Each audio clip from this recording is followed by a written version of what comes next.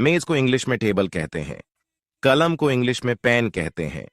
खिड़की को इंग्लिश में विंडो कहते हैं। दरवाजा को इंग्लिश में डोर कहते हैं।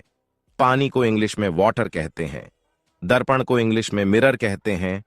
फूल को इंग्लिश में फ्लावर कहते हैं। चढ़ने को इंग्लिश में गेट ऑन कहते हैं। उतरने को इंग्लिश में गेट ऑफ कहते हैं। पहनने को इंग्लिश में पुट ऑन कहते हैं।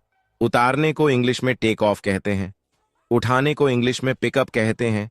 छोड़ने को इंग्लिश में ड्रॉप ऑफ कहते हैं। को इंग्लिश में एबिलिटी कहते हैं। ऊपर को इंग्लिश में अबव कहते हैं। प्राप्त करने को इंग्लिश में अचीव कहते हैं। पते को इंग्लिश में एड्रेस कहते हैं। गोद लेने को इंग्लिश में अडॉप्ट कहते हैं। उद्देश्य को इंग्लिश में एम कहते हैं। इंग्लिश में डस्ट कहते हैं। रेत को इंग्लिश में सैंड कहते हैं। लहर को इंग्लिश में वेव कहते हैं। नक्शा को इंग्लिश में मैप कहते हैं। मिट्टी को इंग्लिश में सॉइल कहते हैं। कीचड़ को इंग्लिश में मड कहते हैं। कंकड़ को इंग्लिश में पेबल्स कहते हैं।